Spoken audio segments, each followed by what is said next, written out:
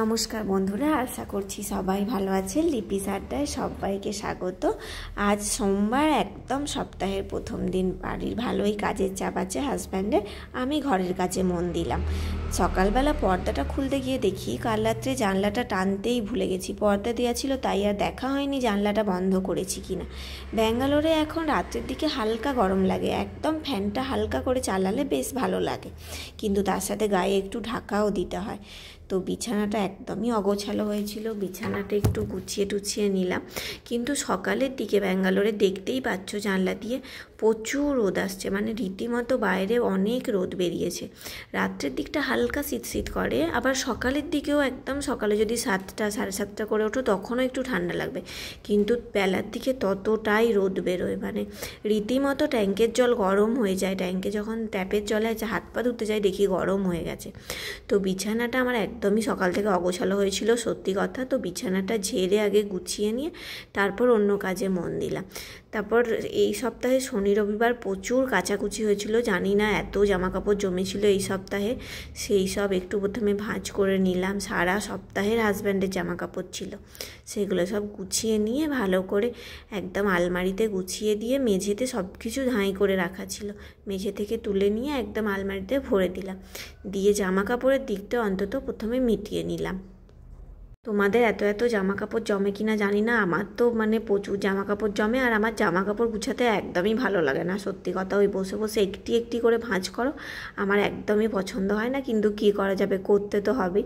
সেই সব করে আবার দেখলাম ব্যাগেতে ভালোই নোংরা জামা কাপড় জমা হয়েছে, তাই যেহেতু কাজ নেই আজকে তেমন, কাচতে দিয়ে দিলাম ওয়াশিং মেশিনে।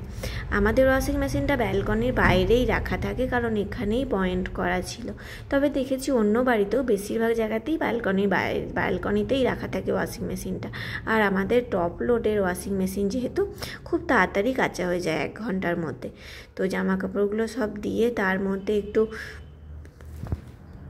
লিকুইড সার্ফ দিয়ে কাচতে শুরু করে দিলাম, কারণ এখানে যতক্ষণ ধরে কাচতে থাকবে না ততক্ষণে আমার অন্য কাজগুলোও সারা হয়ে যাবে। তাই ওয়াশিং মেশিনে আমি একটু তাড়াতাড়ি কাচতে দিয়ে দিই।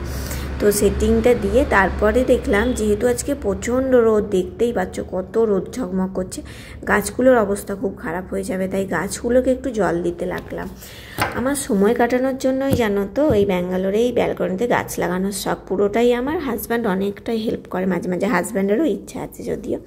তো সেই গাছগুলোকে জল দিলাম। আর এখন ব্যাঙ্গালোরে এতটাই রোদ, 2বার করে জল আমাকে দিতেই হবে, সকালে বিকালে, নইলে গাছগুলো একদম শুকিয়ে যাবে। কারণ টবে হয়তো ওরা অন্য কোত্থেকেও তো আর জল পায় না, মাটিতে হলে যেমন অনেক জল টেনে নিতে পারে, কিন্তু টবে সেসব হয় না।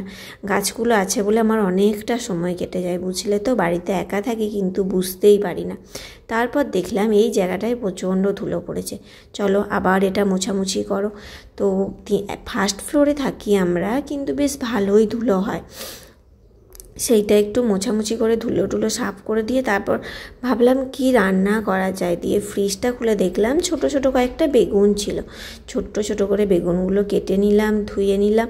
আর দেখলাম 2টো মূলো ছিল, সেইগুলো একটু চাকা করে ধুয়ে নিলাম।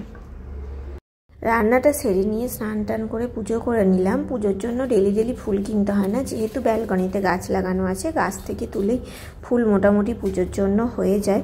তো পুজো সেরে নিয়ে তারপর লাঞ্চ করে নিলাম। হাজব্যান্ড আজকে বাড়িতেই ছিল, দুজনে মিলে একসাথে লাঞ্চ করলাম। চলো আজকের মতো এখানেই টাটা, দেখা হচ্ছে নেক্সট ব্লগিংয়ে।